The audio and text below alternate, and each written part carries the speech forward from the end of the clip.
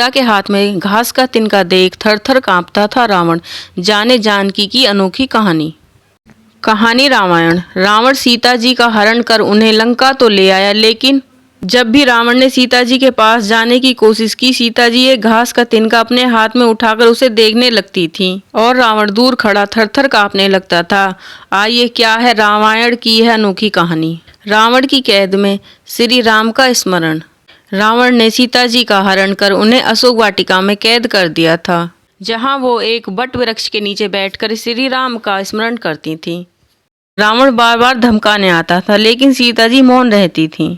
रावण का छल। रावण ने एक बार श्री राम का रूप धारण कर सीता जी को भ्रमित करने की कोशिश की, लेकिन वह असफल रहा। रावण ने अपनी पूरी शक्ति लगा दी, फिर भी सीता जी ने उसे नहीं देखा।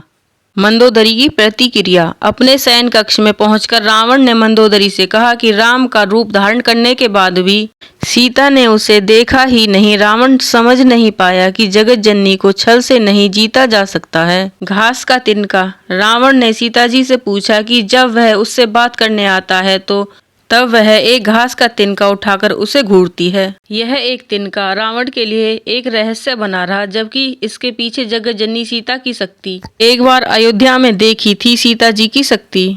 विवाह के बाद सीता जी का अयोध्या में बड़े सम्मान के साथ गृह प्रवेश हुआ। एक पारंपरिक रस्म के तहत उन्होंने खीर बनाई और राजा दशरथ, भाइयों और ऋषियों को परोसी।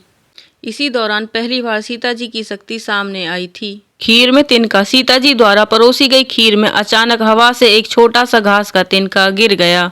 सीता जी ने उसे देख लिया, लेकिन उन्होंने बिना खीर को छुए अपनी दृष्टि से तिनका को जला दिया।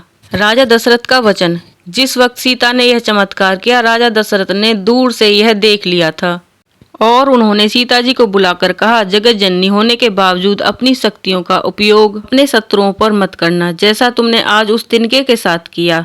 रावण और तिनका। सीता जी ने दशरथ जी को दिए वचन का पालन करते हुए जब भी रावण आता था, घास का तिनका उठाकर उसकी ओर देखने लगती थी। सीता जी चाहती तो अपनी दृष्टि से रावण को भस्म कर सकती थीं, लेकिन राजा दशरथ को दिए वचन के कारण उन्होंने ऐसा नहीं किया।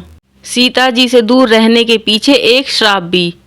एक पौराणिक कथा के अनुसार रावण ने एक सुंदर तपस्वी का स्त्रीत्व भंग कर दिया था। तब तपस्वी ने रावण को श्राप दिया था कि आज के बाद जब भी कभी किसी स्त्री की इजाजत के बगैर उसके पास जाने की कोशिश करेगा तो वह जलकर भस्म हो जाएगा। तपस्वी ने यह भी कहा था कि अगर कोई स्त्री रावण के सामने घास का तिनका उठाएगी, वह तिनका रावण को उसी समय भस्म कर देगा। अगर आपको हमारी कहानी अच्छी लगी है तो शेयर जरूर करें, वीडियो को लाइक और चैनल को सब्सक्राइब करें। धन्यवाद। राधे राधे। जय श्री कृष्णा।